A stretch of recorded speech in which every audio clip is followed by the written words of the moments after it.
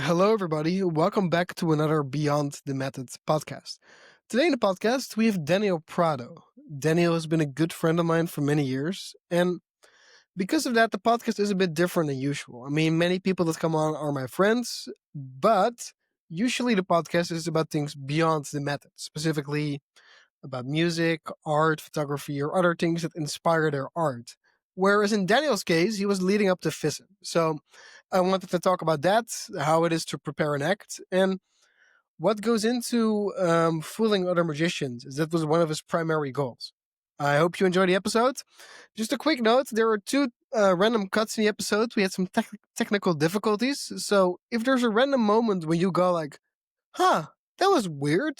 He didn't finish his sentence, or he didn't go there. It's true. It's not you, it's us. We had some random technical difficulties. Just like with the video, if you're watching this on YouTube, for some reason my video camera kept screwing up, so the recording is very weird and random. That doesn't take away from the episode, so please still enjoy the episodes with Daniel Prado. All right, Daniel. So welcome to the podcast. Oh, thank you, Rico. Thank you for inviting me for that. It's a pleasure. Dude, it's a pleasure to have you back. Or a while back, of course, I did this podcast with Invisible Practice, which I stopped doing at one point. But, there's some people I was like, yeah, I really enjoy talking with them. And they are usually my friends. So, Nice. so here we go.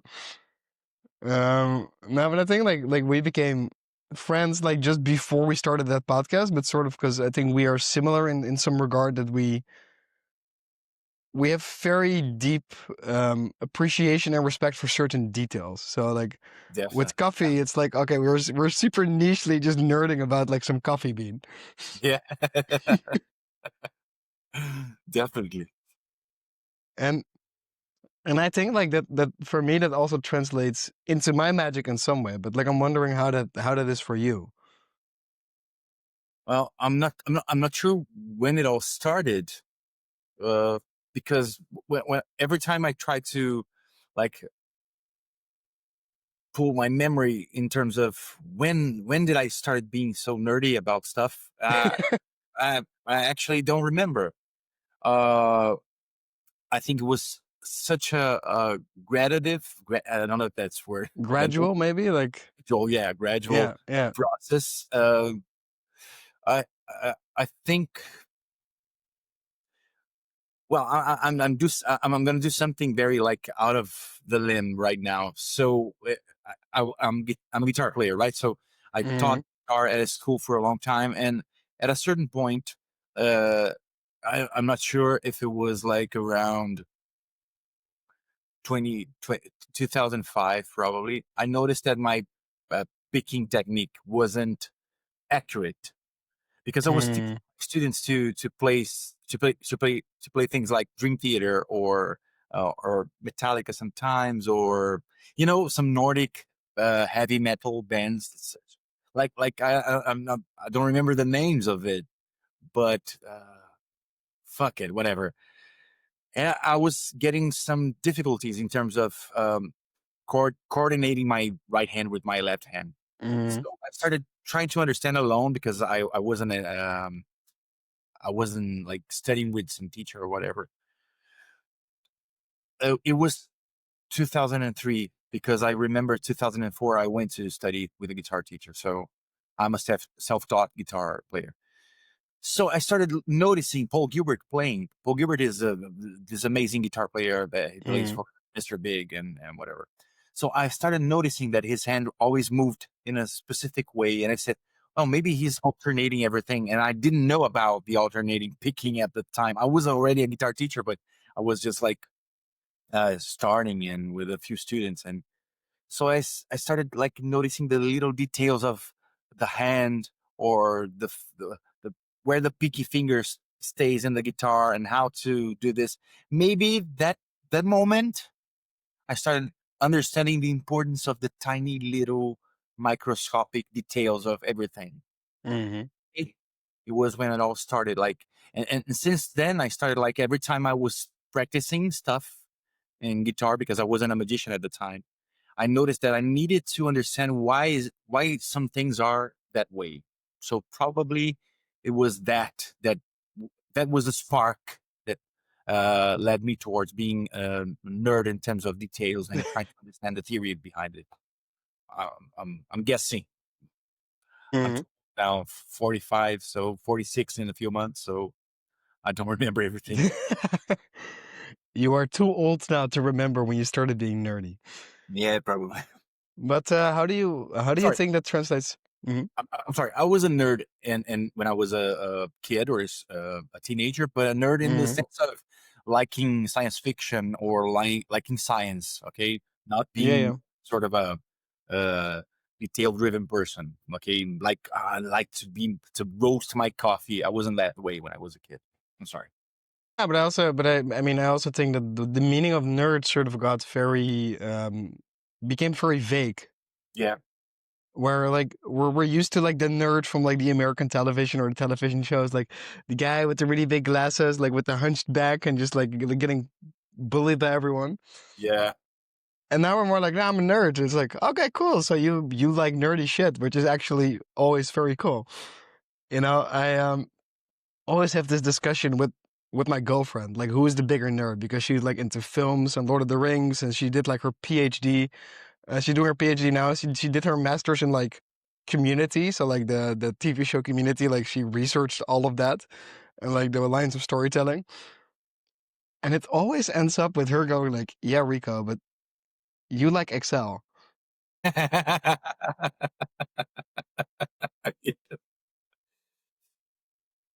It's Yeah, like, I fair think enough.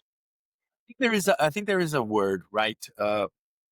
Geek. Geek always was the word to refer to some person that is more like uh specifically Mm, I don't know if I'm right, but specifically like into understanding things, like, mm, right?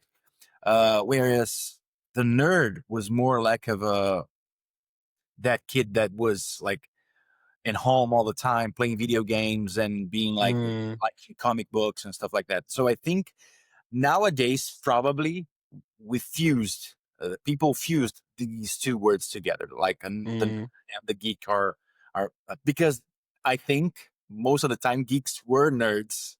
So, right, so probably now we are mixing the two terms together, like Mhm. geeks are mostly the same thing, that they mean the same thing, I think. So we're I geeks, think, nerds, yeah. yeah, I mean, it's whatever you want to call it, because like some people when they say geek, they have like very negative connotation of someone being like a know-it-all. Oh, You know, probably, okay, okay. so but I think like in the end of the day, it sort of just comes down to your social skills.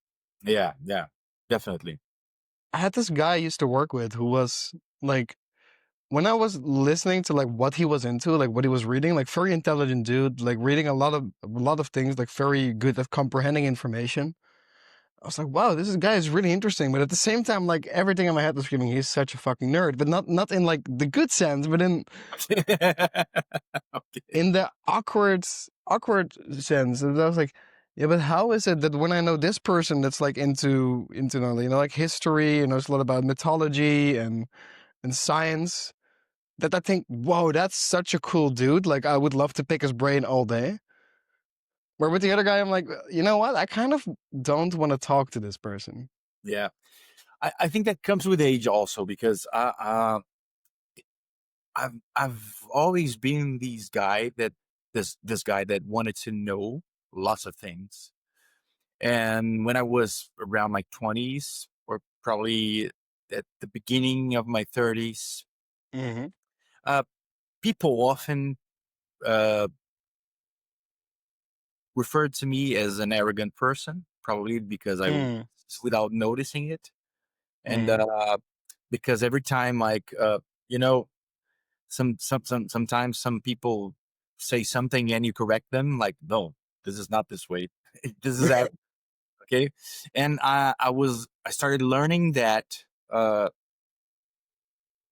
it it would be better if I was just some interested person mm, instead of being an interesting person, right? mm, But this is a thing that you should develop as you age, right? Because of course, if you want that, if you understand that interested people are more interesting than the interesting ones, right?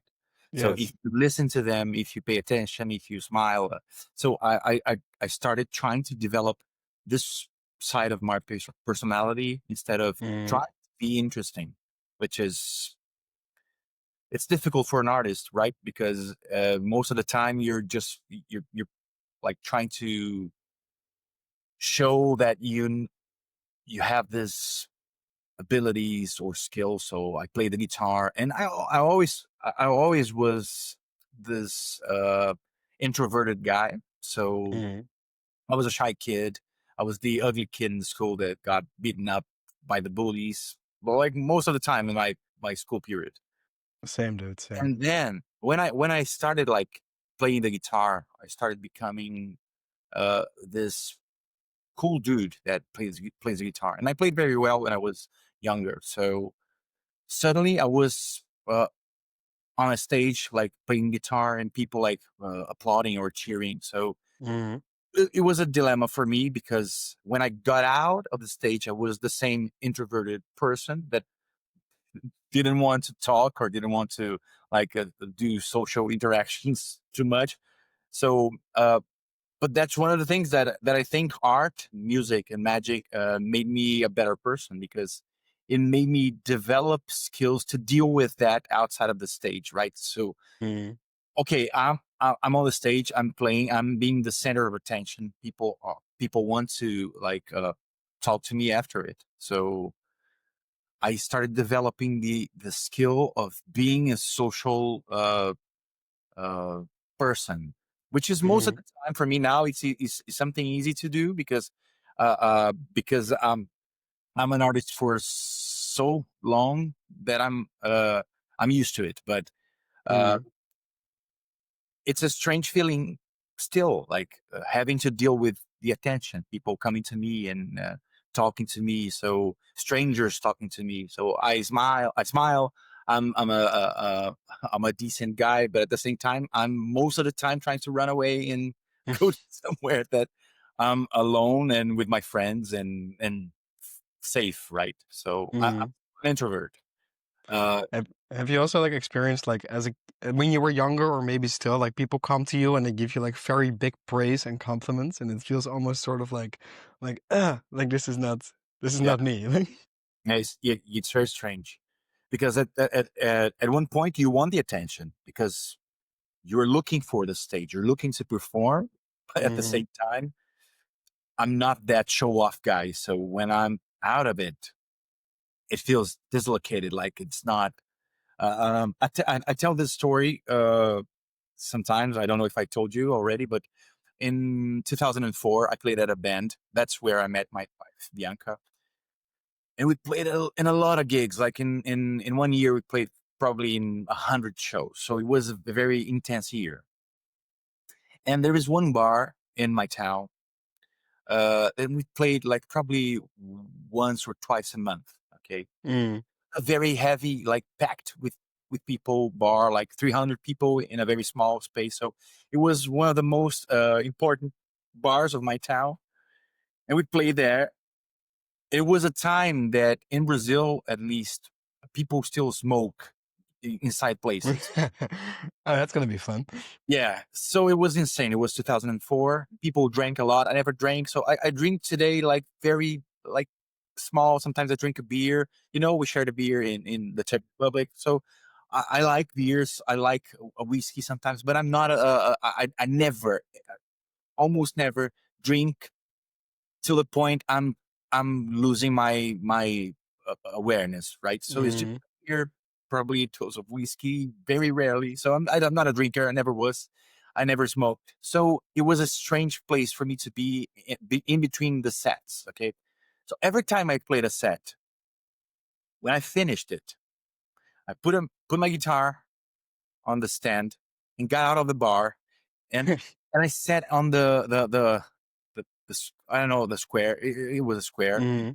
the gig, and I sat there for 15, 20 minutes during the set alone, There was no cell phones at the time, so I wasn't like scrolling. I was just sitting down at midnight in front of the gig, just waiting for the time of the set so I can go back inside the bar and do amazing guitar solos. So I've always had problem with the idea of the performer and my public persona and my real persona, which is an Mhm. I've always been a nerd. I've always been like a video game lover. I love playing video games. I love stuff like drawing, science fiction, reading, and understanding Mhm. science. So not magic. Magic is a heavy nerdy thing. So Dude, magic is such a nerdy thing. It's yeah, it's amazing. But how do you think like that attention to detail like for you translates into your magic?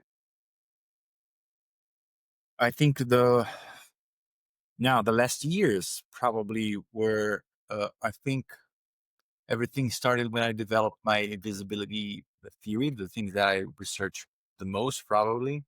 Like the tesseract. Not the tesseract, but the tesseract is a theory that has four pillars. Mhm. Mhm. So Mhm. there is the Aronson premises. If you want to, I can talk here on the Please podcast. go. Yeah. The Aronson premise, the Reynolds premise, the inexplicable paradox, and the invisibility theory. So Mhm. everything started with the invisibility theory when uh, it was around 2013 probably. I was at college. I was studying law at the college, and it was my last year, so it was probably around 2014. Yes, Mhm. very, very tired because I have a condition, an autoimmune disease called hypothyroidism. So it's something that if you don't replan, I don't know the right word. If you don't take a medicine with a little bit of hormone, you get tired of Mhm. fuck. So I was tired all the time, and I was going to the gym with my wife, and I didn't want to go to the gym. So I sat down and I read because I couldn't like lift the weights and stuff. I was very heavy, and at the time I didn't know I have this disease. So it was a strange feeling. So once I was reading at the gym, and I read a tale about the Ring of Gyges. Ring of Gyges. I don't know the right way of pronouncing it, but Okay. Yeah. it's Plato. It's in the Republic about a ring that a guy put in and became invisible. So everything like sort of, and I just finished reading The Magician and the Card Sharp from Mm. Carl Johnson, if I'm not wrong.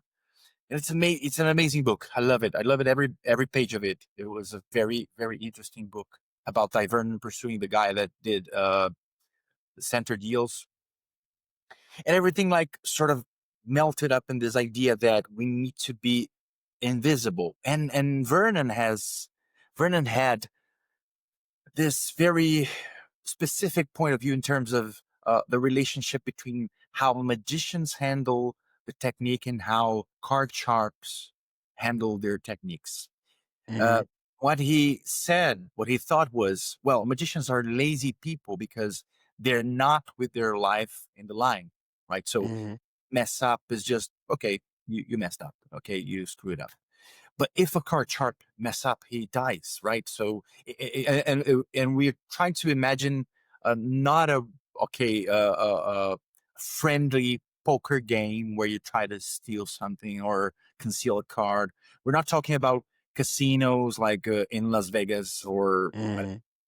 we're not talking about that. We're talking about small town in I don't know maybe in California or whatever, and in the 1930s, right? So Mhm. there are like uh, very dangerous criminals, like waiting for people to um, travel around and go into a place up the bar to play poker. Mhm. There are some people trying to conceal a card.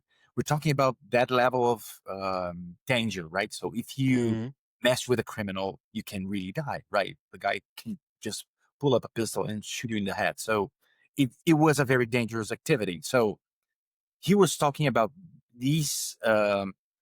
scenarios, right? So when he talks about the card sharp, courage or their need of being so sharp that they're uh, brave enough to put their technique to the test, Mm. uh, because they're risking their lives. When Vernon compares this guy with a magician, he demonstrates a sort of a despise uh, about the magician, because the magician is Mm. a person. He doesn't care about that level of detail. So that, I think, that was one of the main things that he was obsessed about the card sharps, right?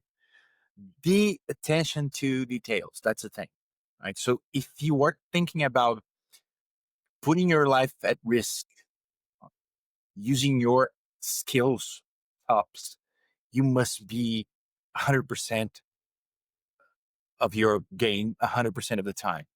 Yeah. So I connected these dots with the idea of why people are interested in the invisibility aspect of life. Like what is something, uh I'm sorry, let me get back a little bit. Like, why are we interested as a species in terms of why are we interested in invisibility? Mm. Why do we care about why we romanticize like the bank robbers and art forgers and spies? We have sort of an attraction for these characters, right? Mm. So I started asking myself, why is this? And I came up to the realization that we are fascinated by the invisible aspect of it. Because Mm. these characters, the art forger, the bank robber, of course, we're talking about the uh, not historical, not real life, but a romanticized version of these characters, right? So in cinemas and literature and stuff. So we're talking about the James Bond spy, probably not a real spy. Mm. Why are we fascinated by this? Why are we fascinated by we magicians? Why are we fascinated by the card sharp, the cheater? Because it's a criminal, right? So it's someone you should not aspire to be like, right? I don't want to be a criminal, but why are we so driven to that universe? Okay, and I got to the realization that it's probably because we are interested about the invisibility of these characters, because they control something Mm. invisible, because they can move invisibly, and we are fascinated by invisibility ever. Like, imagine we're talking about 3,000 years ago, the first primitive human beings, like trying to understand the world and understand patterns, like Mm. what is happening, what is this noise that's coming from the sky, what is that light, what's happening, why today rained and yesterday didn't rain.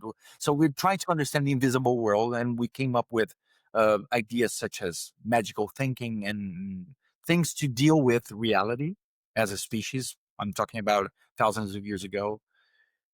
And we are fascinated by this ever since. So that's why I think that's my theme. I think we are fascinated by the priest, by the spy, by the card sharp, by the bank robber, by the art forger, and by the magician, because we feel that they control something that we don't understand, something that it's invisible. So if that's true, that's my theory. If that's true, we as magician, to be able to deliver something that people care, we Mm. should be absolutely invisible. We should be card sharp level invisible. For that to be possible, you have to be detail driven. You have to understand, do your thumb do this or do your thumb do this? You have to think that, Mm. because we are conditioned as human beings. We're conditioned to see patterns, because we forget, because we take this for granted most of the time. Because here's the thing: we live and we grow up doing things, and we're learning and absorbing things in our brains that we don't have any fucking idea about the level of complexities we're talking about. So Mm. give you an example. Like, right, this happens all the time. You have you never remember probably when do you like hit your thumb on some place in the street or on your house Mm. using a shoe. Because here's the thing: if you walk with your shoes all the time, your body, your brain calculates everything by that small amount of height you acquired using a shoe. Once you Mm. issue out, you're like half a centimeter lower, right? So you're not like in the same level and you're walking at the same place. So every time you hit your thumb, you're barefoot. You're not using your shoes because, of course, your brain is calculating stuff that you're not aware most of the time. Uh, and we understand these. Why am I saying this specificity of the thumb? Because Mm. even though we're not aware of the things that we understand, our brain is calculating this stuff. So if your thumb do this instead of this, someone could feel that this Mm. little bit odd. They cannot understand. They cannot understand why is it odd, but they feel it's sort of. Well, I'm gonna try a new term here. Sort of an uncanny valley. You know the term uncanny valley. Mm. So it's sort of an uncanny valley of movement. But maybe So you can explain it to people that don't know it. the uncanny valley is a theory proposed by a Japanese author, if I'm not mistaken. That is, we identified to facial features if they're far away from ours, right? So if Mm. it's an animal, if it's a, a drawing, a character, an animation, and as close as to our reality, our real facial features, these animations or whatever drawings are getting to our. Let me recap. When this representations of human facial features are getting closer to the real facial features, it drops considerably. Like we feel repulse, we feel disgust. Mm. When it's again real and real life, like we start feeling like attraction again. So there is a place very close to reality that it drops from admiration or attention. I don't know the right term, and it drops to repulse and disgust.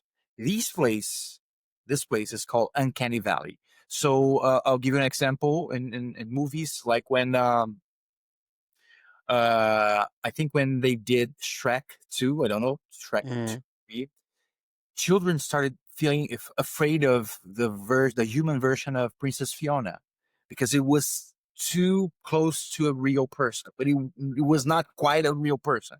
So that fits specifically in that valley, the uncanny valley.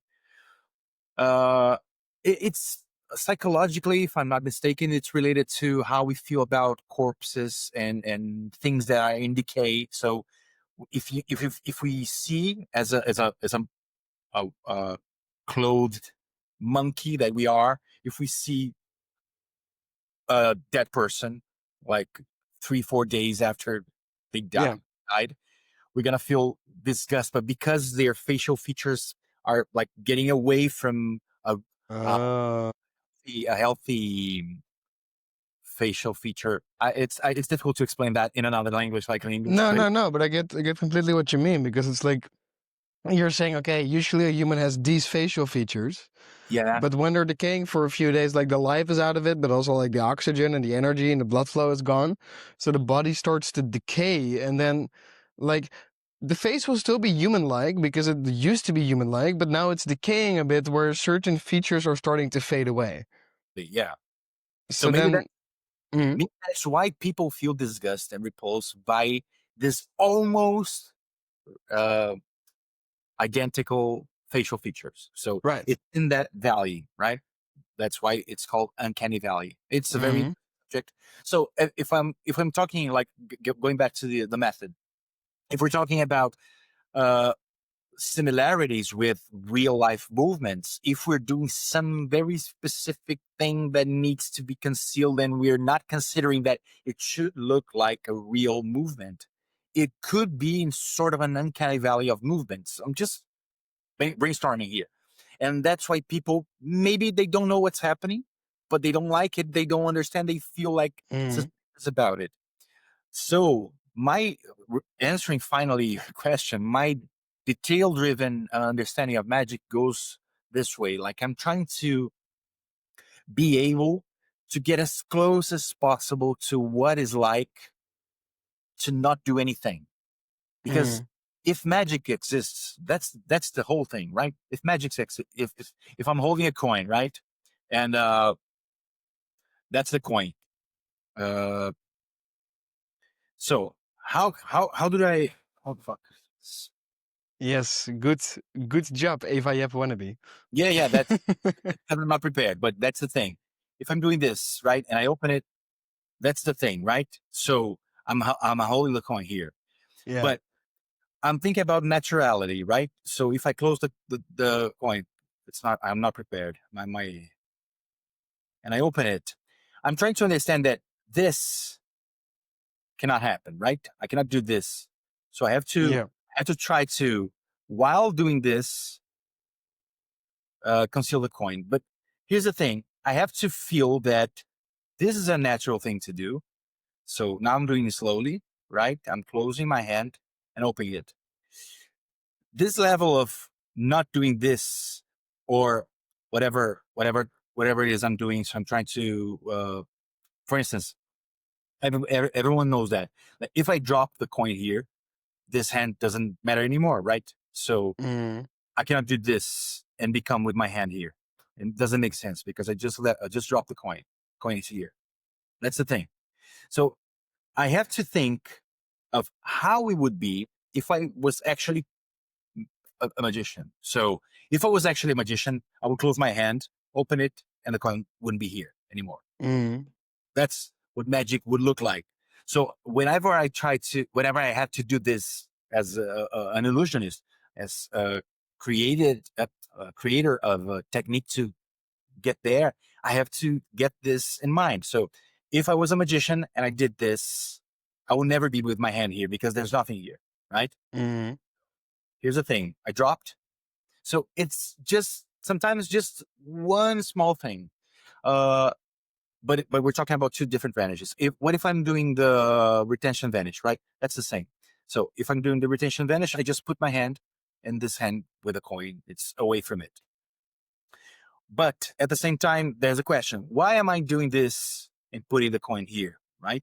Well, whenever I'm trying to like do a retention vanish, what I like to do is I like to put the coin here, talk about whatever I'm talking, and then go back and do the retention vanish. So I sometimes I do it twice because it would make sense to do this and whatever. So it would make more sense because now I'm repeating the movement twice, and then I'm doing the technique in the middle. Mm. It feels that on the gestalt, on the whole, right? I'm trying to look like I don't have anything to hide. That's the thing. Yes. And that's the difficult part because if we're talking about very simple stuff as French drop or whatever, it's simple. It's clean enough. Okay. But whenever you're trying to do more complicated things, then you start doing the magician hand. Okay. And you're doing this. And I don't like it. Right. So whenever I'm doing coin work, you're never going to see me doing this. And I don't know how to do it, but and magicians are going to be mad with me right now. I don't like That is doing, why we won't ever see you do it. That's why. okay. Yeah, I don't like doing this sort of stuff. Okay. Because this feels weird because you'll never do, and uh, this specifically way of handling hands and doing stuff that doesn't feel quite right because you're hiding a coin here or whenever you're doing this, right? So you're doing this Yeah. and you're doing this. It doesn't make sense for me, so I don't do it, right?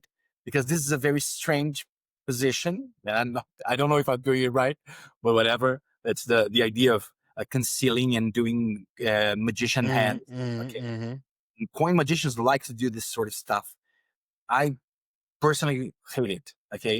Because it doesn't feel magical. What feels magical is this. Here's a coin. The coin, not dirt like this, but you got this, right? So if I Yeah. if I'm vanishing a coin like this, if I'm producing a coin, like so, I'm like this, and I produce a coin. Okay, so I'm trying to be okay. I'm talking. Okay, there's a coin.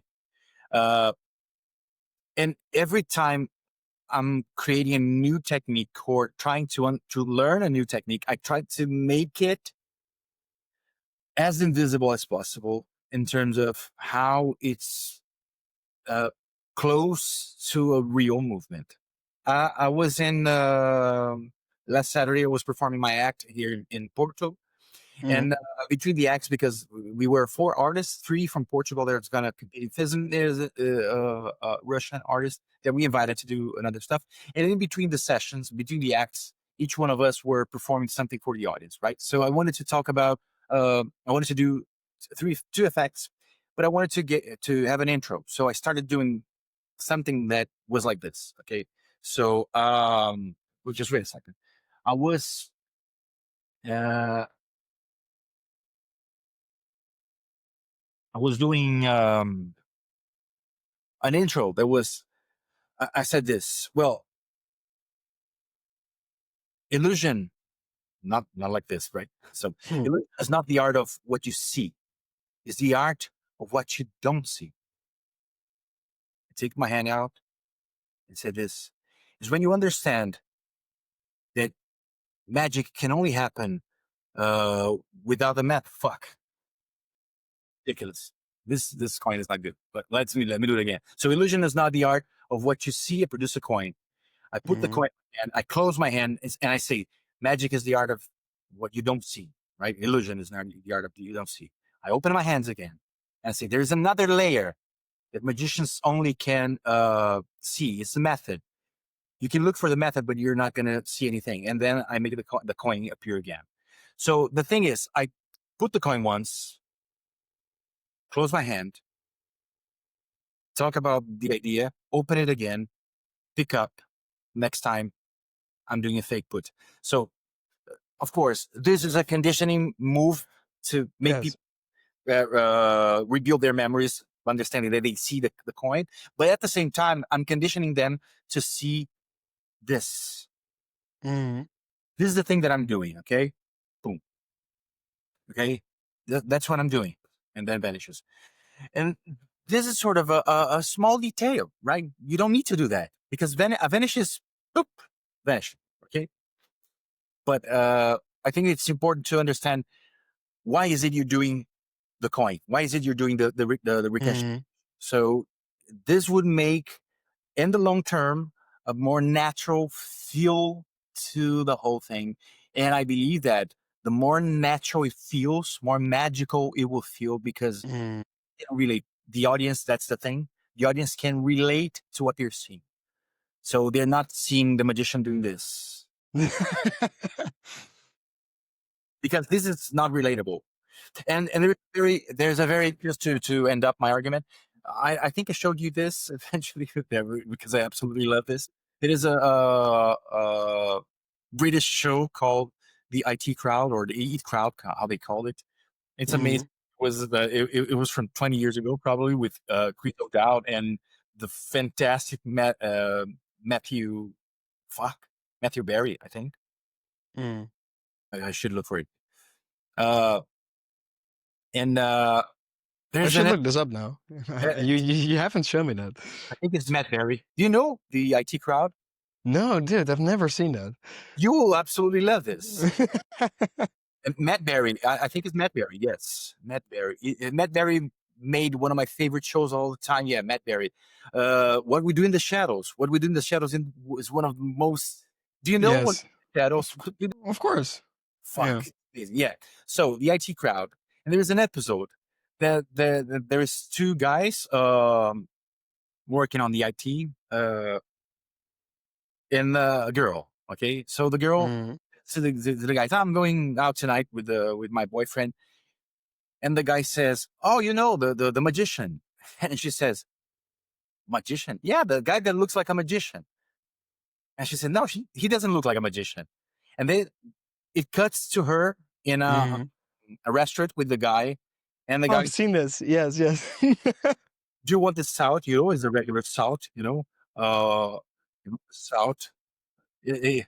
And the water, like a bottle of water. It's a very regular bottle of water, as you can see. So there is some sort of traits Yes. magicians have in terms of doing hands and stuff, especially coin magicians, because Mm. they have to conceal so many things in the palms and do some specific ways of concealing coins. But card magicians already also have their own mannerisms.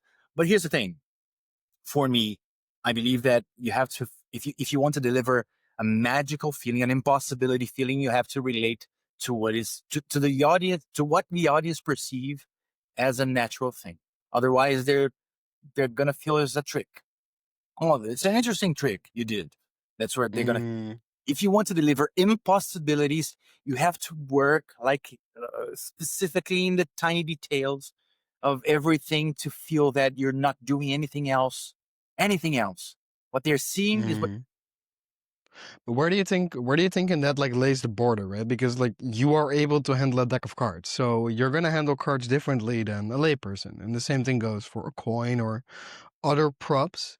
So where do you think that border is where it's like, okay, so you are able to handle these things and that looks natural, but then when does that become unnatural? Yeah, that's an awesome question, and actually, well, I think we discussed this a little bit, and that's something that it's very important to address. Well, first thing, you were a magician. You know how to handle cards. Period. Mm-hmm. It would be strange unless you are like Leonard Green, for instance, that has a whole character about this. And maybe for him it works because he's a clown, right? So it's a different type of magic where a clown, right? That doesn't know how to handle stuff. And but if you're not a clown, that's the thing, right? And I'm not talking, if people misunderstand what I'm saying, I'm not talking about a negative way of saying clown. No, no, I'm talking Oh about, no, no, no. okay, a clown work, right? Mm-hmm. So considering all the types of magicians that we know and our friends and everyone that we've seen performing, um, only a few are clowns. Right? We're not like real clowns. They know how to understand their persona in terms of dealing with problems and trying to figure out how to get out of that situations that they're into. Right. So it's Mm-hmm. that common, right? So most of the time you're not a clown. If you're, especially if you're at an informal situation, you're not going to be like, Yes. you're Yes. having a beer with a few people. They know you're a magician, and sometimes you're Leonard Green. Okay, no, it doesn't make sense. Okay, if you do that, it's gonna be awkward. You're Mm. gonna feel like something is not right here. So you're a magician. Period.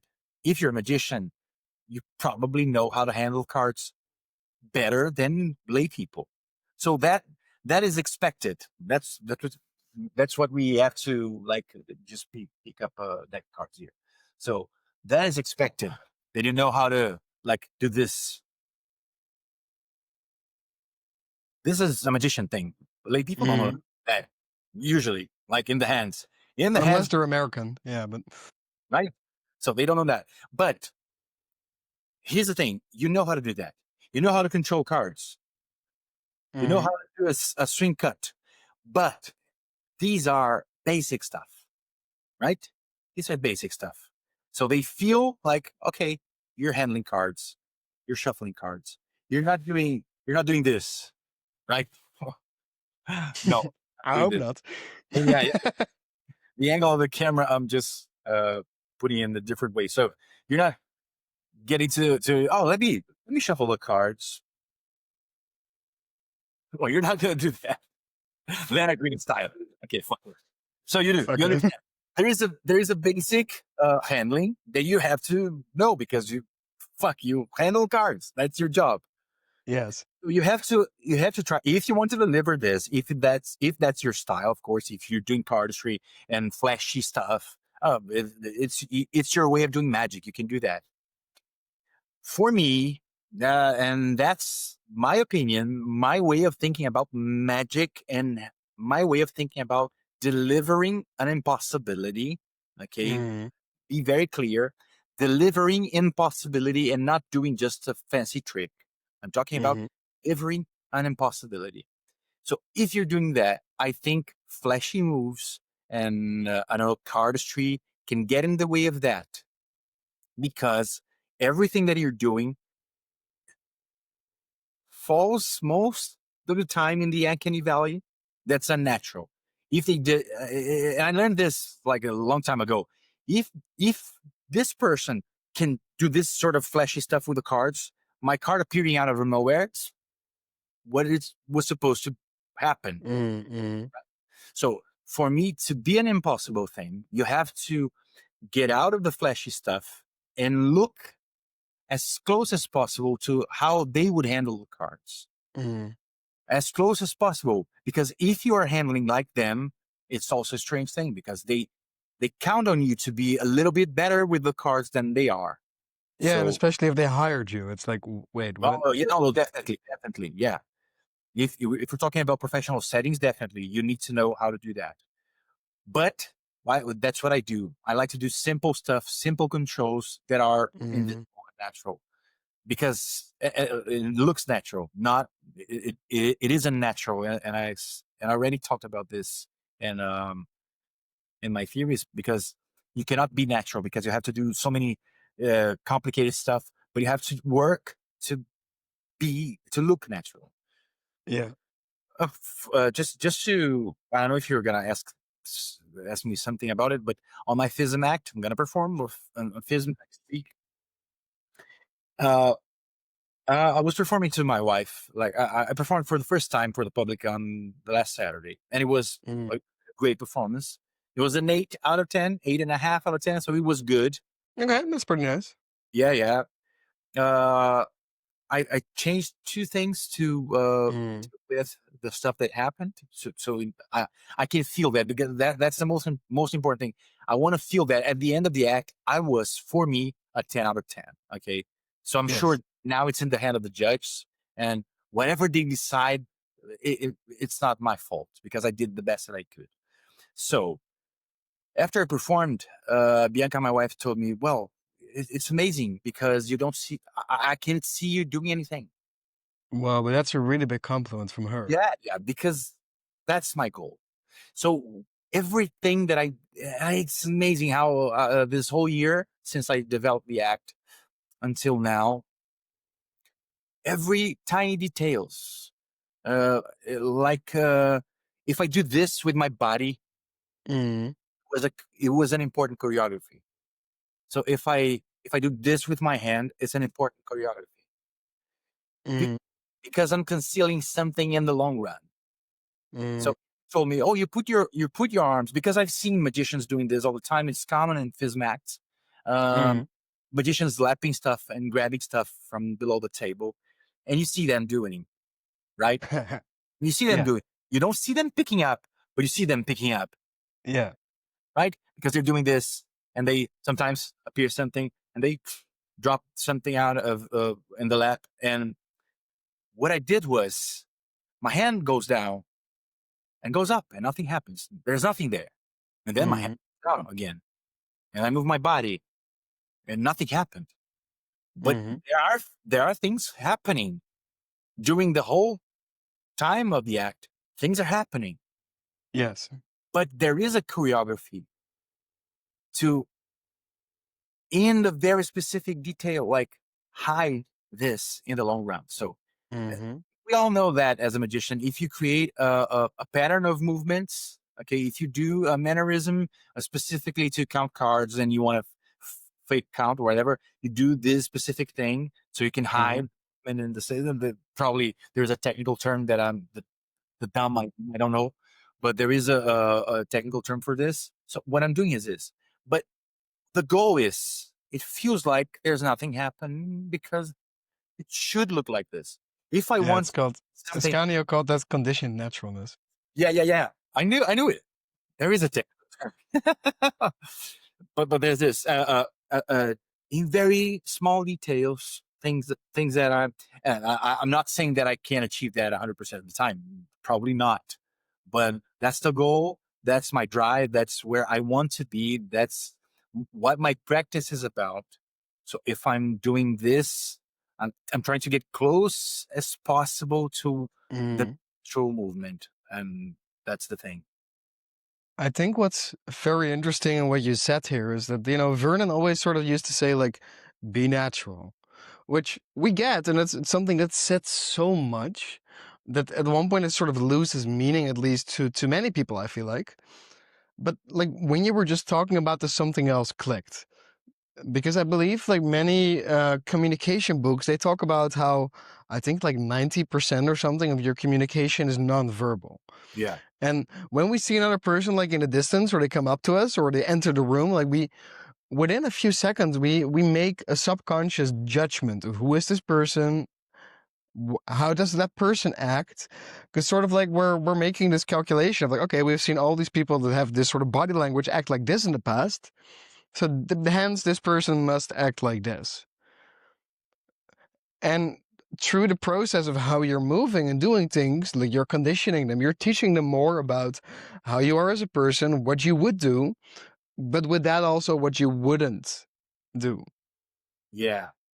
And then I feel like being unnatural is like when they have made this sphere of, like, okay, this person would do all of these things. And then maybe at one point you just break a little bit because that's where you have to do the secret technique. Even though they can't go like, gotcha, like their head still goes, huh, that was weird. And it's sort of the similar thing that you say, like, if you're not a clownesque person and you're performing for your friends, and all of a sudden you're like, ah, da, da, da, da, da, and then you're like, okay, guys, yeah, that's good. Yeah. It's like, what the fuck just happened? Like, you became a completely different person. Which is why your wife telling you, like, I saw nothing is crazy, right? Yeah. Because she lives with you 24/7. Like, if any person knows you the best, it's her. Yeah. And I made most of the time that I practice my act with a person, because I'm practicing the act for my walls most of the time, right? Might have 90% of the practice is because uh, I'm a clever person.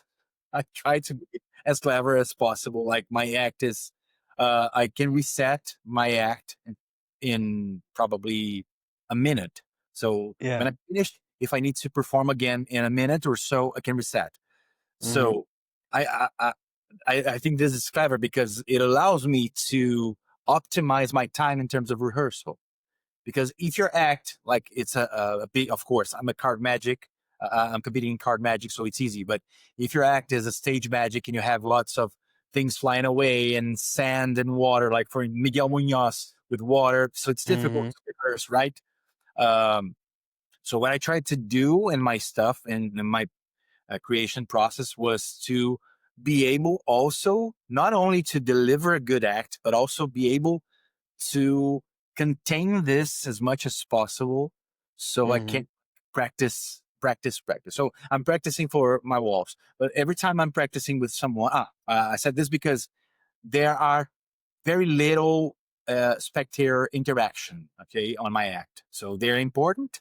They do choices, Mm-hmm. but they're not really important in terms of, like, they don't need to shuffle the cards. They don't need to, like, I don't know, select something out of a bowl or a deck of cards. So they are very limited in terms of interaction. So that allows me to rehearse alone most of the time.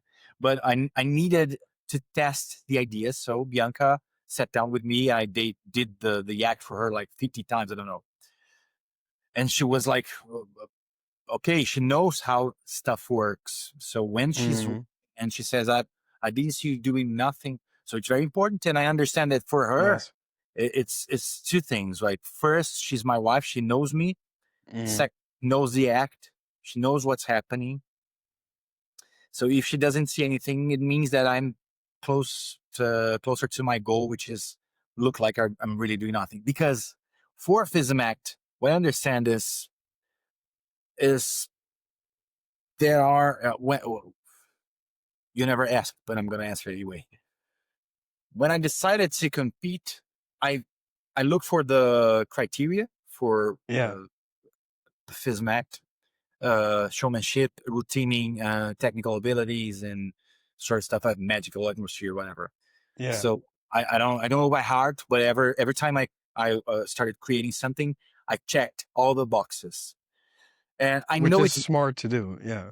yeah, because I've seen card magic acts without music, and I said, okay, if you take music out of the game, you take, like, for me at least, 10%, 50%, 50%, 15% out of the magical atmosphere. So I composed the soundtrack, Mm. very tightly related to the act, and we can discuss this after. I think you're gonna appreciate, but uh, so I took out every criteria, and I said, okay, I'm going to put this because of this criteria. I'm going to put this because of these criteria. So I developed Mm. with the jury in mind, like what can I do to make them feel that first, this Yes. was cool. Second, they don't understand shit what I'm doing, because we know that. Okay, so I know almost for sure that two two parts of my act, they're gonna say to themselves, like, what the fuck just happened? Because the method that I use is so unorthodox, so uncommon, that Mm. it's something that has no explanation. Like, really, the feel is that I don't know what you did. I don't know how you did it, actually.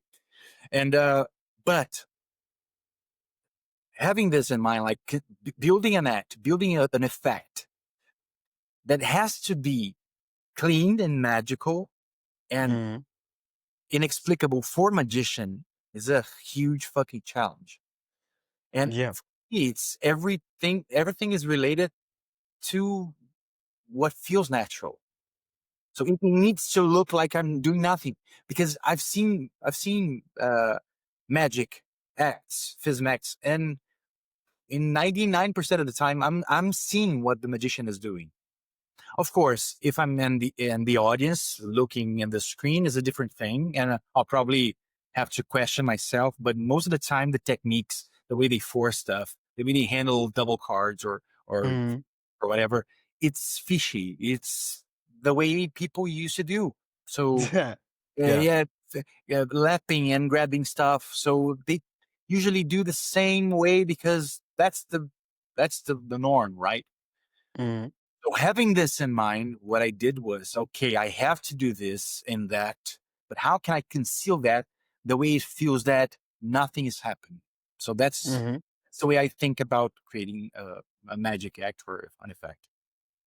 I'm It's just a wondering in challenge. relation to that, like, because I believe one of the criteria of FISM is also the skill, right? Yeah, If everything is perfect, which I love, by the way, because you're saying, okay, my theory is everything should be invisible. So if it is not invisible, a magician can see it, which is, we always go like this. We go, yeah, but you're a magician, you know what I'm doing. Okay, but then apparently there was something in there that broke the charade and they could see through it. So that isn't totally invisible. And some of the best people I've seen perform recently, like Giancarlo Scalia, for example, yeah, he is so good in understanding his body and natural way of movement that he will fool the hell out of you with things you already know. And he explains it, and you go, you did, wait, you did that actually? yeah, No way. yeah. It's funny, it's like that. Yeah, And it's the same thing with you and what you're saying now. It's like, okay, so how do I fool magicians? Okay, I will make sure that they don't even get the chance to see any glass. Yeah, but I'm like, so before we cut away, I was just wondering, like, how then do you make sure that they can judge the level of skill that is in there if they are technically, which is ideal, unable to see the skill? that's a fantastic question. I think the most complicated part for me was that uh, the act, the final act, the one that I'm gonna perform, is Mhm. on the fifth version, right? So it's V5. Uh, the version that I performed in Austria in the FISM qualified contest in October last year was the version one. Mhm. So, so many things changed. Like Mhm. I I talk less now. I have almost there is a concept called single point of failure. I don't know if you know that. No. It's a concept used in systems, Mhm. and it's a thing that in a system, if there's one thing that if it fails, the whole system breaks up. This point is called single point of failure, right? Right. Uh, so for instance, you're making beer, right? You're fermenting beer in your house. So it's a 30-day process with lots of things and refrigerators and boiling stuff. And if your cap fails, there's no beer, right? So the Yeah. cap is a single point of failure, just to understand this. And as a concept, I learned this concept um, watching a documentary about the James Webb Telescope. Right, this Mm. is something that I'm fascinated about because I'm following this since 30 years ago when I was a kid. Right, Mhm. and there was this promise of this amazing telescope that one day it was gonna be like amazing, and Yeah. it was one of the happiest days in my life when I watched the launch, and I literally cried. So Mm. James is a fascinating subject for me. Mhm. And I was watching a documentary about the James Webb, and they said the James Webb Telescope had something like 250 single points of failure. So you imagine What? that process. They had 250 or whatever, 300. I don't remember the number, but it was in the 200 numbers, right? Yeah, so it's not even a slight glitch. It's like there's over 250 things that will just screw over the whole thing. Yeah. There were 250 small things that if it failed, the telescope wouldn't do the job. Yeah. This concept is a very interesting concept. So I tried to reduce on my act the numbers of single points of failure because there were like, if this fails, there's no act. If this fails, there's no act. So I was trying to cut. So now I have a cleaner act with less single points of failure. And what I try to do, and that's the very specific thing to do, there is uh, probably 2 or 3 moments that they're gonna know what's happening. And I did that because of that. Because I know I want them to Huh. want to give me points for my technique. Because I could do it differently. Yeah. And I want them to see that what I did was clean as fuck. Okay. Mhm. So oh, he's doing this, but it's fuck. It's amazing. It's very good. Right. So I did this on purpose. Uh on the process, of course, of the evolution of the improvements I was doing from the version 1 to the version 5, right? So there wasn't in the beginning and there is now. Mhm. At a certain point, you get to a moment on your act that you say, well, what if I do this? They're not going to understand. But what if I do this? It's going to be a little bit dirtier, but they're going to appreciate. So I Yeah. was carving past, for instance, at a moment, and I decided to drop it off because it was complicating me in another part of the act. So I took it off. And but at the same time, Rico, think about it. If they don't see your technique, they are accomplished. They are masters, right? We're talking about Shutogawa. We're talking about Harry Evans, Michael Vincent, Yeah. Yu Chang, right? Christian Englund, Mhm.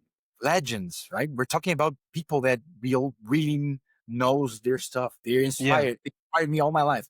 So they understand that if they don't see the technique, there is technique involved. There is complicated technique involved. You have to imagine that a person like Christian Englund If he doesn't see you doing something and something happened, he knows that the technique Mhm. is subpar, right? Is perfect. So at the same time that I'm putting something that is kind of easy to see what I did, Yeah. uh, because it's impossible. It's very difficult to create an act that every single moment of it, it's impossible, right? Mhm. Uh, but it's clean. So I think that even this I considered in my act, and it's been a very interesting journey to develop this. I think it is probably one of the best things I've ever did in magic because it's Mhm. the premise is beautiful. The way I constructed it, I think it's solid. I have very high hopes with it, especially because I understood that FISM is not about competing with each other, Yeah. and it is competing with yourself because you're just getting points. So Mhm. it's not like who was the best magician. It's not. It's Right. not right. It is. Well, you did a good job. Here are your points. Right. So I'm feeling that I have a good feeling that I'm good. I'm gonna get good points because, of course, if they could listen to me explaining the act, I'll get more points because there are some subtleties that if you understand later, it's difficult because you have in competition acts you have a very tight place. It couldn't be like less than 5 minutes. It could be more than 10 minutes, which is Yeah. be more than 9 minutes because you need to have at least a minute to spare because if Yes, of something course. yeah you have to fix it. So you have between 5 and 9 minutes. Mhm. So it's very difficult. The first script I wrote for the FISM Act had 20 minutes. So I have to cut lots of things. Wow. Okay. Yeah, at the same time, it's difficult to explain the subtleties, Yeah. like the relationship between the music and what's going on in terms of music only happens when something is happening. Yeah. When music there is magic, but not magic. It's a difficult thing to explain. When you see me performing, I'll be glad to talk to you about that. But I'm not explain that. Oh, let me dissect this for you, please. This happened because of this. Oh, wow, more points for you. It would be It's awesome like if that was possible. it's like, hey Mike, can I give you a lecture on my act? I would like to explain because you're gonna enjoy the the ideas. But it's been a very passionate thing, like trying to refine the smallest things and getting feedback from all over, like from friends all over, like, okay, this is not good, this is not good, Mhm. this could be better. And I never sent you, for instance, because every time we had the chance, I was in the middle of changing something that someone Yes. already, Yes. and I said, okay, I'm gonna film it, I'm gonna send you. And between that and the moment I film, I changed a few things I never filmed. And because I have a daughter and because I have Mhm. bills to pay, sometimes things go like so things happen in sort of a along the way. Some people saw and said, okay, this was good, it was not, you can do this. Like for instance, this Saturday I was performing Mhm. moment. There's something happens and David Souza, a friend of mine from Brazil, FISM winner, he said, oh, you should look to this. And I said, fuck yeah. So now I'm looking at it. It's just this, man. It's half a second that you do Mhm. this and something happened because that makes more sense. And for him, it was the same. He was doing his act, and I said, I think you should perform this way because it doesn't make sense the way. And we're talking about Mhm. David, which is an amazing artist, and said, yeah, you're right. I'm gonna do it this way. Mhm. It's because sometimes people are watching stuff that you're not able to see. Yes. So he has been this meticulous work, like trying to make this clock work in terms of the whole thing. I'm pretty happy with it. I'm actually pretty happy with the result. Let's see what's gonna happen today. Unfortunately, I dreamed that I won fourth place, but I Aw. don't believe in dreams. So Wow. yeah, You know what? I had a dream. Just a quick. I had a dream like a few days ago because FISM's Mm. coming up and it's like a Mm. wedding. You start dreaming that you forgot your shoes or whatever. So I dreamed that I got into the FISM and it was at a church, very symbolic. It was at a church, and Freud would be like amazed with this. Wow, Freud's church. eyes were just got like, whoa, okay, yeah, go on, go on. And I was gonna start assembling my stuff, and something didn't work. And I Mm. said, "Oh my God, let me fix that." And my dream, Rico, fuck, my dream was a nightmare. Was nothing worked. Nothing worked. I could start fixing it, and because of that motherfucking dream, I woke up next day and starting like fixing some tiny screws of the things and glues and tapes and stuff that weren't like 100%. So now it's 100%. Because God was like, do you really think you can do magic in the house of God? yeah, man. Because here's the thing. Here's the thing. My problem is I'm opening, and this is very poetic for my act. By the way, Yeah. I'm going to explain why. I'm opening the close-up competition. Okay, Mm. so on the 16th at 9 a.m. I'm going to be the first one to compete in close-up because there are going to be two sessions, 16 and 17 for close-up. So Yes. I'm in the close-up competitions. At 9, the theater, as I was informed, opens half an hour before, so eight and a half, Mm-hmm. and I'm 30 minutes away on my Airbnb, so I have to leave probably at 6:30, whatever. 'Cause I want to be there, right, meditating and whatever, and I'm gonna have to assemble my stuff, which Mm. takes around 15 minutes or so. So it's gonna be rough. That's why I think I dreamed about this, and so on top of being able to sit down in front of Michael Vincent and Christian Engblom and Shotogawa and perform, I have to do Yes. this at 6:30 a.m. Okay, Mm. we like running away because we have time.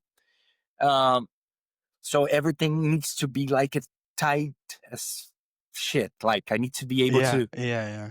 organize and assemble everything in a very short period of time. Mm. Why is it poetic? Because my act has a very interesting premise. It's about, I don't know if we talked about that, but it's about the only magic word that has real powers, the word how. Everything starts with how, Mm. right? So I became a magician because once I looked at a magician and I said, how? How do you do that? And Yes. you probably started in magic because you asked, well, how is it done? Right? So Mm. how is the only word that when we say it creates magic. Mm. So I opened the close-up competition with the only magic word, the magic word that drove every magician in the competition. Because Mm. that's every magician there at one point said, okay, I'm gonna compete in FISM and I want to do this. How do I do this? Magic word. So I start. That's why the lecture, I should talk to them about that. The word how should give me for this because this is very poetic.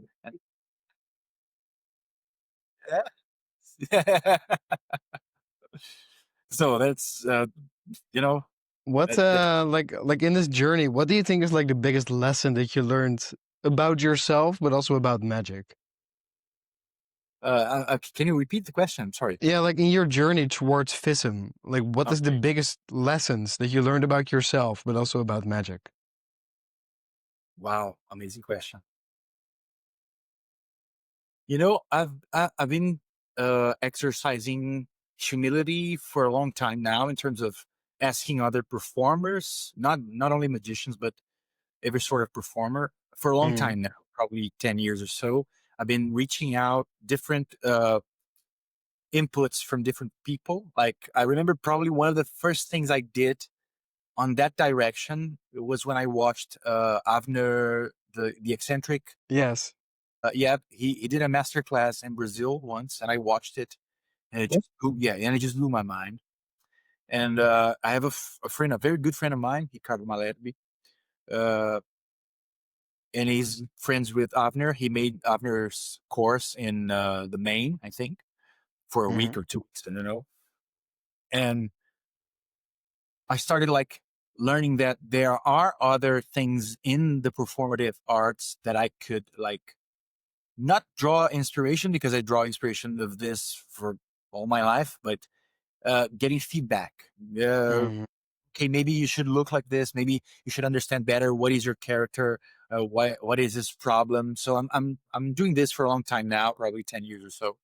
But on the FISM Act, what it changed? I'm not sure, Rico. Probably the ability to let go a little Mm. bit.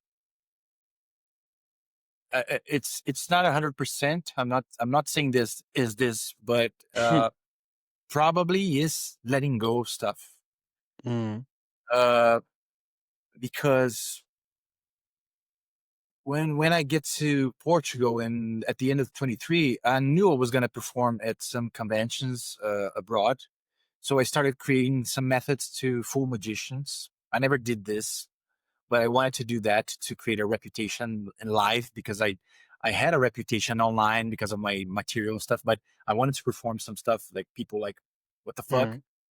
So I started thinking outside the box and created a few things, a few methods. And it was good. I deceived a few magicians, good magicians with that.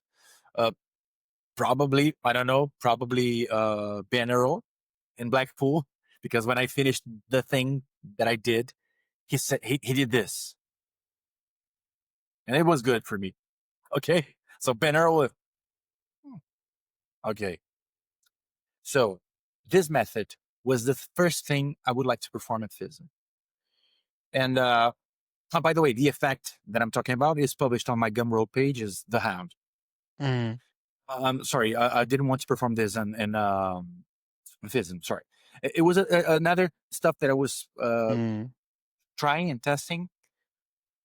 And it's something that is very dear to me. It's not original, but it's something that is also unorthodox. Nothing that is something that people don't usually do. It. So I still keep doing. I did it Mm. in my video game act on the youth camp. I think I showed you. I don't know the tech. Uh, I showed you the technique, the method. I'm not sure, but I think so. Yeah, it doesn't matter.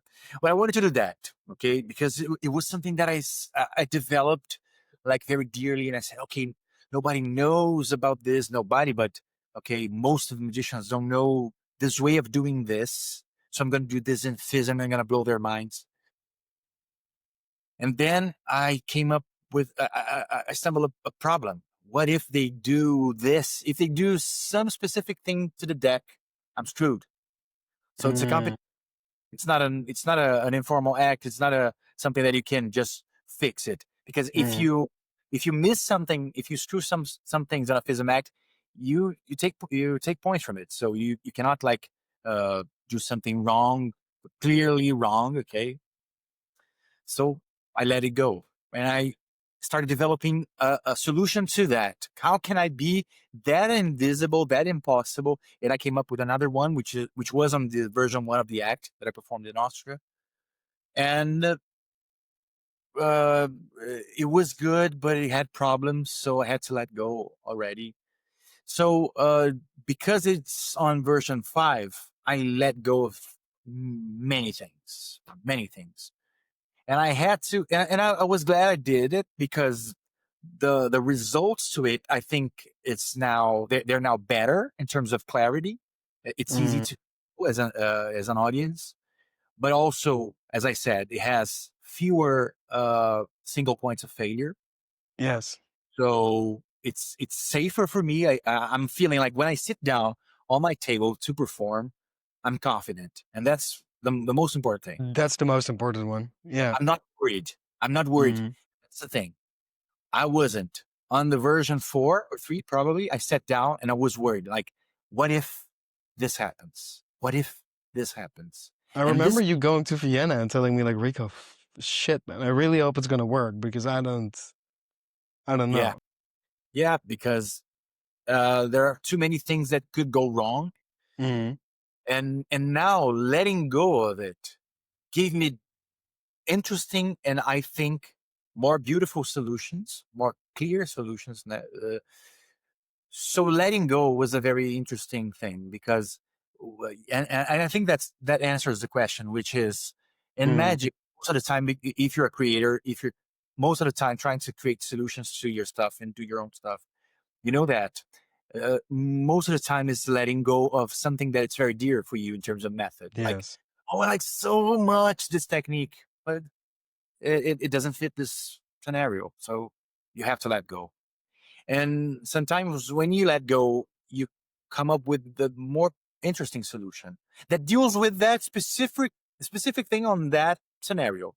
And Mm. maybe you're not going to do that anymore in another scenario because of these and that. Okay, but when you let go, you sometimes is like if you feel more like free, and sometimes you can come up with more interesting stuff. So I think if I had to point one thing, it would be like to let go of things that To were let dear. go. It's So I think difficult. that's a beautiful way to end this. Everyone should try to let go a little bit more. Yeah, it's difficult. It's very difficult. And usually when I'm performing close up situations, it's impressive how little I use of my own stuff in terms of Mm. complex techniques. How often I use basic dribble passes to solve, you know, Yeah. complicated problems. Top switches, for the that's the thing for the people. Sometimes and that's the beauty of being an accomplished magician in terms of, okay, you have this long period of road walking, and now I can pick up a deck of cards and improvise most of the time. Most Yeah. of the time, close up situations, if I don't have a specific effect that I don't know, maybe I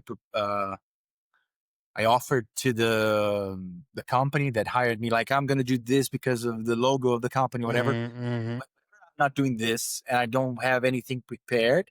I'm improvising stuff along the way because I have to feel what is the setting here, right? So I'm surrounded. I'm not gonna do that. So this person don't take his eyes from my deck, so I'm not gonna do that. So you have to. Mm. Mm. Yeah, magician knows that, but uh,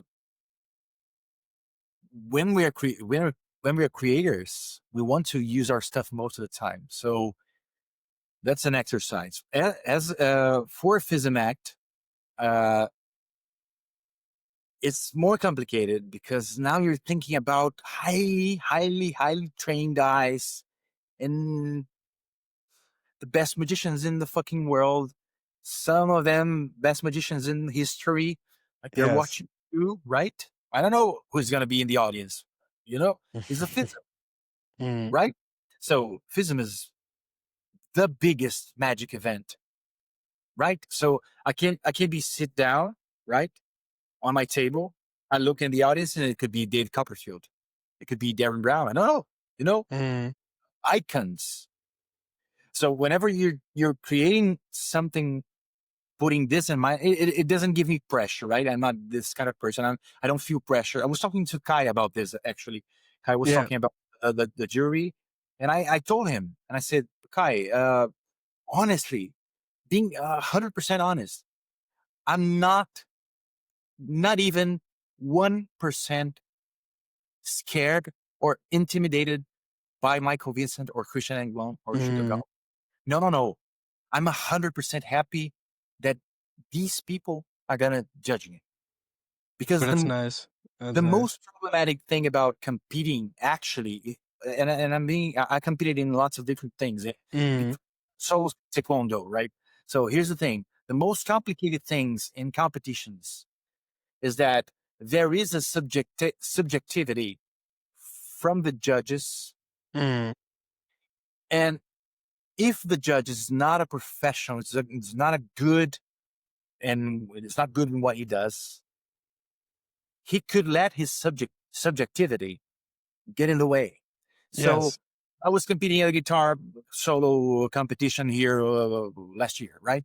Mm. So I was the best. I was the fucking best because the other guys were amateurs, were students of mine. Really, I'm Mm. not Mm. a guitar player, and I knew that it was obvious. because I'm a professional musician, and I Yes. knew 90% of those kids that were like doing the competition, because it was a small competition in a small town here. I just wanted to like be seen, right? Mm-hmm. And I didn't win. And I said, why I didn't win? Because the three people there was judging. One was a drummer that I don't know how good it is. Uh, The other one was a lay person, really, because they said, oh, she likes the festival and she comes here every year, so we invite. mm-hmm. Okay, and the third person I don't remember. So they said, okay, they probably looked for the kid that won, and they said, oh, this kid deserves, right? This is subjectivity, right? They Yes. feel kids deserve, but there's a competition. It's not Mm-hmm. a like, well, I don't know the name of it in English, but No, consolation, but right? yeah, but I like the way that you're looking at it because you're literally going like, oh, I could either be scared because there's all these big, amazing names, but like, no, actually, I should be grateful for that and happy because they can appreciate those details. Yeah, yeah. Man, if I'm gonna perform something for someone that's gonna judge me, I hope it's someone like Michael Vincent, Yes, right? yes, of Not course. because not because we knew each other, and not because I admire him and I received this admiration in return, but because he's a legend and because Mm-hmm. he's a hero of mine. So if you're sitting down and I'm performing something, so he can tell me was good or was not good, I cannot be happier than that, man. Really, Mm-hmm. Christian, he's amazing, man. I don't know him, right? But I know he's a fucking badass, right? So if this guy who inspired me to be like precise and creative, right? If this is the guy who is saying that I'm good or I'm not good, Yeah. I couldn't be happy, really. And I told this to Kai, like if I'm being judged with people that I know and I admire, and I inspired and inspired me my whole life as a magician, Mm-hmm. it's the best thing I could. That's the best way I could perform, right? So Yes. I couldn't be more happy. And then there's this. Okay, okay, I'm creating something to deceive also these people, these Mm-hmm. amazing magicians. So it is a complicated thing to find that sweet spot between something that you created that you're like, oh, I would like to use this because I worked so hard on this, and now I have to say no, I cannot do this because this is getting in the way of me being able to deliver this clean presentation. Like for instance, the Peregrine Pass. Okay, Mm-hmm. so I was using. It was going to be something that I was very proud. Imagine, oh, Daniel was card magic champion using his technique Peregrine Pass. It would be awesome. I would like to use it, but it was getting in the way of something else. It was uh, putting dirt on my whole act. So I had to Yeah. let. So take it. Let's make it cleaner. And you know, I was actually doing a shuffle, a false shuffle. How much time do we have, Rico? Because We if you have let we have we have enough time, man. if you let me, I'm gonna speak holy. But I was in the session where I met two very good friends, Dustin Green and Alex Herman from Germany. Mm-hmm. And Dustin taught me a shuffle, and I'm not sure because I'm terrible with this, but I think it was something related to Andy Gladwin and Dennis Bear. Not sure, but it's a very Mm-hmm. interesting false shuffle. You drop cards on the table, and I was doing this, okay, because there is a moment in my act I need to drop cards on the table, and I was doing this. Uh, yeah, and I loved it because it's beautiful, it's convincing, and okay. Mm-hmm. Then I performed the act for the Portuguese Illusionism Association, so they can vouch me for FISM. And when I finished the act, a good friend of mine, Zé Mágico from Portugal, he pointed that it was a false shuffle, Mm. despite the fact that if I show you the shuffle, it's not the thing that you're gonna say like, "Oh, it is a false shuffle." It feels it's not like a false shuffle because you're dropping cards on the table, okay? Yeah. And it's very beautiful. It's very clean. Most of the magicians that I showed this, they didn't know that. They didn't know it was a false shuffle. And I don't think Zé knew that was a false shuffle, but it feels probably like a false shuffle in terms of you're controlling some stuff. Okay. And I say, fuck, I don't like that. I don't like the idea that they feel that this was a false shuffle. So I was like attached to that moment. Okay. Because I needed to do that false shuffle for a Yes. reason. I'll explain. And I had to let go. And now I'm doing the same thing, but that's not a false shuffle. It's just dropping the cards on the table. So now it's a real thing going on, right? But I had to let go. And that's the thing, because I let go of that, I had to find another solution to deal with the problem that was there in the first place. That was the reason that I needed to do the false shuffle, right? So I need to do the false shuffle because of this. If I don't do, I had to deal with this. And when I had to deal with this, I came up with a solution that took one single point of failure out of my act. So it's very important lesson. So you can constantly be moving in terms of being confident with your stuff. I sit down and I'm zero worried. Everything's gonna work, and I know that. And man, in terms of a FISM act, this is a very, very difficult goal to achieve.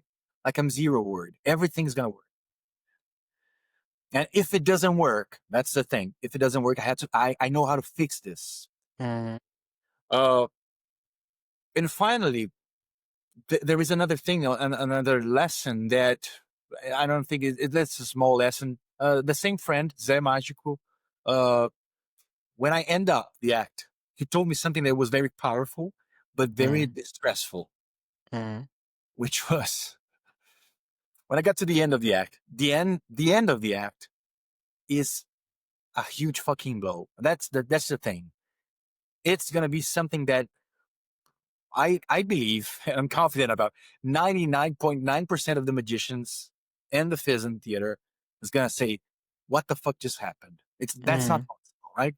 There is a moment in the Portuguese Illusionism Association performance. Someone that's an interesting, funny story. Someone let the microphone open. Some of the people, there were 10 or 12 people. And someone let the microphone open. And at the end, what happened at the end, when something happened, I heard someone say, "How the fuck this motherfucker took this? What did this happen?"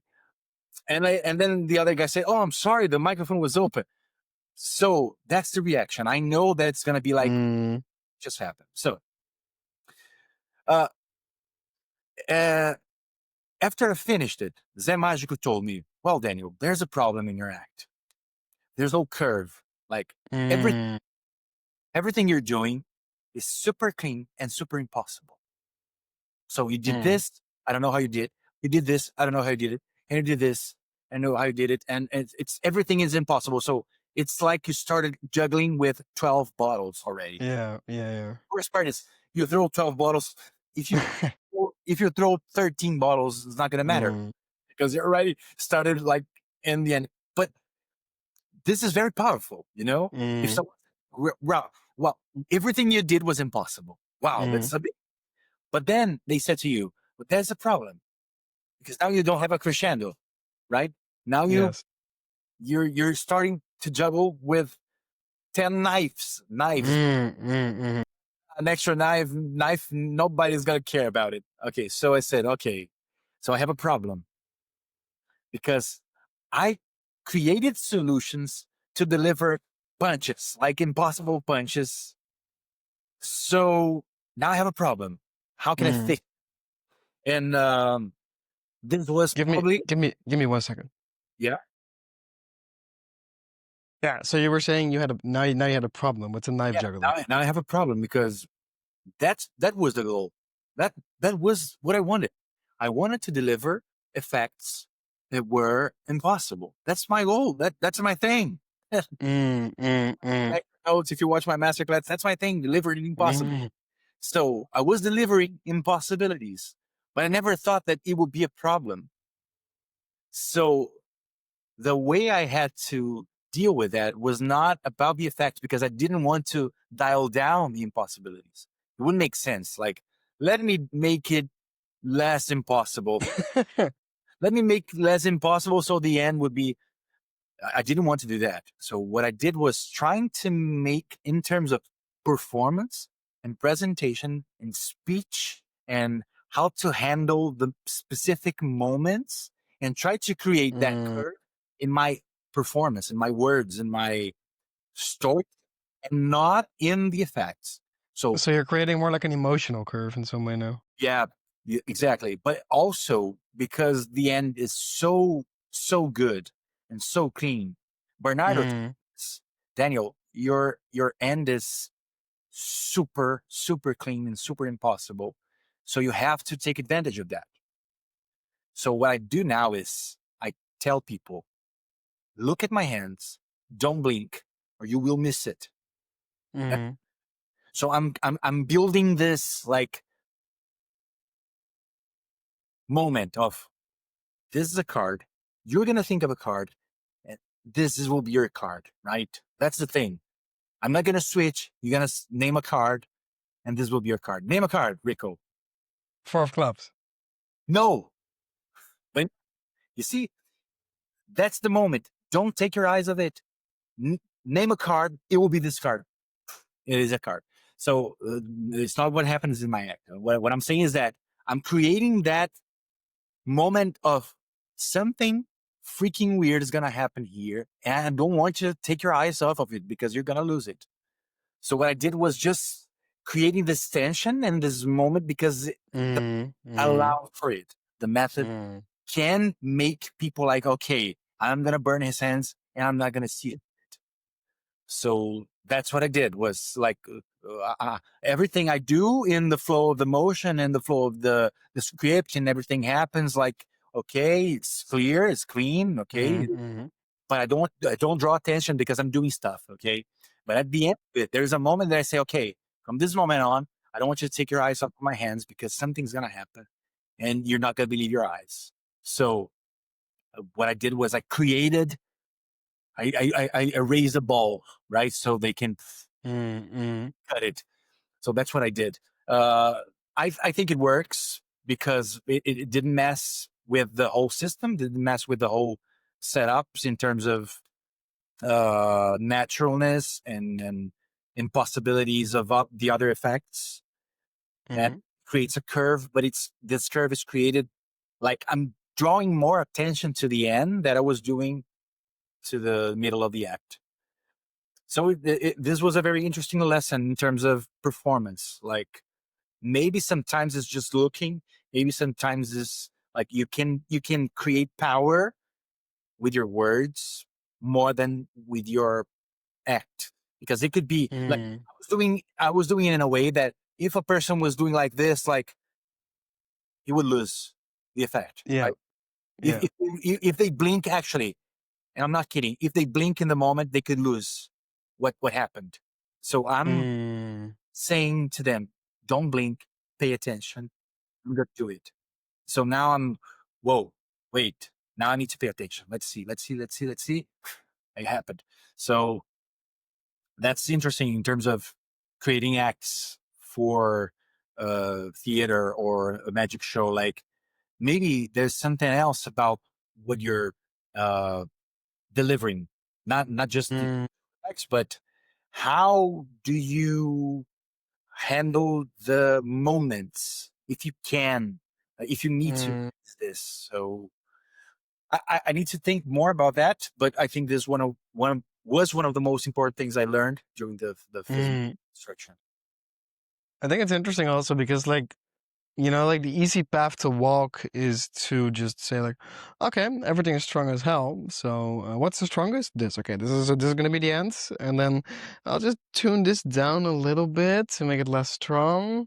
Yeah, that's what that Right? was the easy path. It would Definitely. be the easy way, and it would be like, okay, yeah, sure, because now we have a crescendo. But you went like, yeah, but no, like the whole point of this act is the fact that it is impossible. Everything should be impossible. We don't want to have to dampen the miracles. Yeah, So how do I do it? And you go, okay, but if I can create like emotional moments, but like interesting, like theatrical different frames where at the end you go like, okay, for this one, just pay attention here, and because you're gonna see something weird, and otherwise you might miss it. You might look at the wrong spot. Look exactly here. That's already an interesting premise, you know. And then when you go boom, and you go, what the? Yeah, because we never do that, right? We're most of the time as magicians, we're driving the attention the other way, right? We're Mm, doing stuff that we don't want people to look at what we're doing because, well, we need to hide yes. stuff. So it's rare, even if it's a fast thing like the forgot the fucking name, top Top fuck shots. top shot, yes, like the top Yeah. shot is a fast thing. People can be looking at it, but if you call them like, look at my hands, look at what's gonna happen, they're gonna see you're shooting the top card. Mm, So if they're like this, right? Now, so you're trying to do like, check this. They don't know what to expect. Then suddenly, boom, there's a card. So part of the miracle is that they've seen a card shooting out of the deck. But if you ask them, like, look at my hand, look, they're gonna see the card. So we never do this. But because I it's know that yeah. my method supports this claim, they can't Mm, be looking at it and they're not gonna see it. Uh, I use that. It's one of the rare occasions that you can do that is that you rely on the method mm, so they can be looking at it. It would be like doing maybe a rising card and asking, mm. look for a thread here, see if you can find it. You're not gonna do it. They're gonna find the fucking thread. So you never. But it would be something like this. Oh, come here, see if you can find a thread. No, okay. And levitate the fucking card and say, fuck. It would be way better if you could say that. You're never gonna say that. Look for a thread because Yeah. you shouldn't do that. But it would be something in this line of thinking.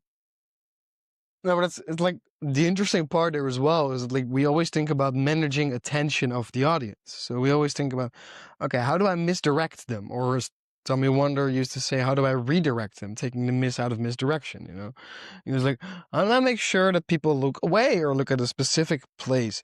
But but I think we're not talking enough about the opposite, where we're like, how do I manage the attention that they are actually seeing the precise moments that I want them to see? And that's a challenge when you're doing walk around magic all the time. Like I perform a lot in restaurants, and you're getting to these points where you're in the climax of the thing, and then the waiter is there with the food. Yeah. And and they're here to eat the food, and it's disrespectful for the chef to be like, no, wait. You're like, fuck off, I'm doing a trick here. Terrible. But then like understanding the attention, it can help you, I think, in the way that okay, I have to go back to this point here so that when they have their stuff, I can get their attention back to see that moment. Because otherwise, as if they're here and the climax is here, they're just gonna think, well, the waiter came like here with the food, so like you did something. Yeah. I think it's a challenge. To it's a challenge to make people pay attention in you anyway, right? So if Yeah. they're paying attention, well, I think that there's another lesson also that I learned from this because Mm. I rarely, because this is a compromising thing I'm gonna say, but I rarely think of misdirection or redirection. Yeah. Usually it's so natural for me. When I wrote my magic show in Brazil, I did a few of them, few of redirecting, but I think I learned more in this act. And I remember things. I remember things that I watched in, like I remember, for instance, in 2014, I watched a Tom Stone lecture in Brazil, and it says something that for me was new because I wasn't like worrying about misdirection because I was a card magician that did magic like casually and was Yeah. creating stuff. I already created a Peregrine Pass at the time, but I wasn't a performer. And he said something that is so basic for magicians, but it touched me. He said, if you want people to look for something, look yourself for the something, right? So if you do this, people will look to this. Yeah. This people probably are not going to look. So I use this on my act now. Like I was building some stuff. I needed some redirection. Mm, And I remember the Tombstone lecture, that moment, I did something specifically using this. Uh, I do a few things using misdirection, but not exactly. It is a control of attention, but not for something to happen like visually here, like changing yeah. something. Yeah.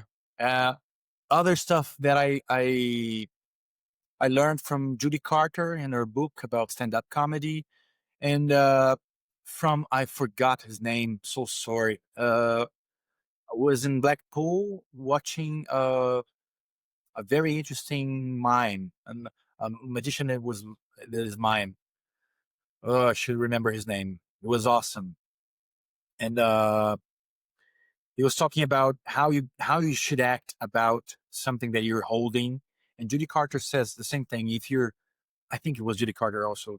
If you're imagining an object in your hand, I think was Judy Carter was talking about acting off, which is Mm, again like talks to himself, So Trevor Noah does this a lot. Like he talks about, and then here comes this, and talks as if he was the other person.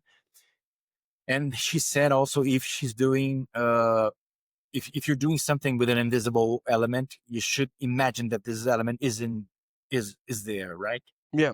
Yeah. So my act is about an invisible deck. So when I pick up the box, like last days I was rehearsing and I added Mm, tiny small extra layer. At a moment I pick up the invisible box and I wasn't looking at it. And now I look at the box and I put the deck inside the box again. So there is this choreography and understanding the principles of like acting. Like if you're pick up a deck of cards, a box of cards, and now you have a deck of cards here, and now you do this, and you close. It mm, feel like you actually have a deck of cards in your hand, right? right. The movements, the exaggeration, sometime to like when I touch the card, not doing this, as if you like would touch a card. It's different Mm, where you're gonna touch an invisible card, probably to create the feeling that there is something blocking the way of your hand, like a right. mine, Right. the wall stuff. Like there is some tension going back from the card, right? Yeah. So I try to. I'm a, I'm I'm an absolute newbie in this, but was trying to remember the lectures and try to. Okay, now I'm dealing with some invisible elements. How can I be able to um, make the audience feel that something's happening? And something Mm, interesting happened on the last Saturday when I performed for a lay person. Okay, if he was a magician, he's a beginner magician. I'm not sure because it was for a lay audience, and I was performing stuff with the invisible deck, and he was interested. It was beautiful. Like he was like enjoying the stuff that was happening with the invisible stuff that was mm, it felt good. Like felt that I'm actually being good at the the things that I'm rehearsing in terms of dealing with invisible objects. So acting was another lesson, and it has to do with the idea of attention also, because you're doing stuff mm, you're looking at because you're looking at. So if I hold the deck of cards, like, because this is an invisible one, I'm looking at something that is invisible, but they're also looking at it, and that's yeah. because sometimes you're doing this because you need to do this with your hand, right? So there's no, and you're controlling their attention. Uh, it's a crazy job, Rico. It's a fucking Of crazy job course. we do, right? But it's fantastic. I love it. Absolutely love it. I wanna like it's always interesting. Like I'm telling to people like oh, how do you do it with magic, like creating it? I'm like, yeah, it's like it's sort of problem solving because I want to show you this thing that is impossible, but then Yeah. I need to find a solution to make it possible, but to make you believe it is impossible. Yeah. Yes, yes. Yeah, and I was doing a close up for a company a few months ago, Mm, and it mm, was a company that deals with water counting or whatever, okay. and they were like releasing a product specifically to do that. And I remember that I like to talk to the managers and stuff about what words they like to use in their uh, meetings and stuff, and with clients. And I remember they talked about problem solving, and sometimes I like to talk about this with my audience. Like when I'm in the close up, Mm. what magic is basically problem solving. Like I create a problem myself, and I have to solve it. Like the company does this and that, I do this and that. Yes, So yes. to relate to create the relationship between this stuff, and it is, yeah, it's problem solving. And every time people ask me like, what magic taught you in life, I most of the time I say that problem solving was one of the most important skills I learned in magic, because it helps Mm. in many different ways. Like Bianca, my wife, always says to me that sometimes when she's alone and have to deal with some complicated problems, especially physical things like fixing some stuff that broke, she says to me that she always says, "What Daniel would do here, Daniel would fix this problem." Yeah, because it's amazing. Like picking up my tables over there, my FISM table, and when you see the whole thing working, and the things that are like uh, really thought of in terms of, okay, this is gonna do this and that. Now this wire and this like metal, and I have to Mm, mm. find that. Okay, I have a cloth that needs to do this, and then I have to change. I gotta change. There's this. So I grab a piece of wire and I fold it in a very specific way, right, to fit my setting, my table. It's Mm. ridiculous. Okay, so let me show you. Oh, I can't because it's set up already. But it's a piece of metal that it's like this. It's Ah, okay. okay. If you pick that up, you'll never understand what the fuck is it Yeah, for. like what the It's fuck a is this? specific, Yeah. yeah, it's a specific thing for my stuff. Then I look for my stuff and I say, okay, I need something to do this. Okay, let me grab this piece of metal. So there's this hole. So if I fold it uh, like this, and if I put it here, how can I stick this? Oh, maybe a rubber band. So if I put a rubber band here, it's done. So it's a that doesn't exist. A very specific thing, and it's a metal that is folded in a very. Mm, mm. It's amazing. It's amazing to I be able. love that. That's why I can look for something that it's broken in my house and I fix it, because I look Mm. and I say, okay, I need to do this and that. So maybe this button, if I glue this and put it on a wire and fold it like this, it fits exactly like, and it works. Nice. Yeah. I love that. I love that. Yeah, Jerry Rig. I'm a master in Jerry Rigs. Yeah, so I was gonna ask you the question, is like the last question of the podcast, like what has magic taught you about life? But you perfectly answered it yourself. Oh, it's not just that, of course, but this helped me a lot. I was a Jerry Rigger for my whole life. Like I Oh love. yeah. There is a word in Portuguese which is Mm, gambiarra. Gambiarra is a word for jerry rig, which is fixing stuff. Like probably I have a few jerry rigs here, but will not find it. But yes, it helped me. It helped me, but mm, but but I always was this guy. Answer your question. What magic made me the most valuable lesson that I learned in magic was that we are deceived in so many different ways, and now I understand mm, the processes. So I became a very my mind opened like 1,000 times after I started looking yes. at it. Yeah, I think that's the most important thing. Like I know for religious people that it doesn't make sense, but after becoming a magician, I became an atheist. I became a more uh, I don't know the right word in English, but I became a more concise, probably skeptic, like understand more the process of this. Mm, So I think it helped me a lot dealing with. mysteries and things in life that drags us to dark places, probably in, I don't know, maybe cults. Mm-hmm. Uh, Mm-hmm. Unfortunately, my parents were grabbed in the far right cults in Brazil, so Mm-hmm. I'm free of that, probably because of magic. Probably because at one point I started looking at things more critically, understanding that there Mm-hmm. are things going on and the backstage out of our attention.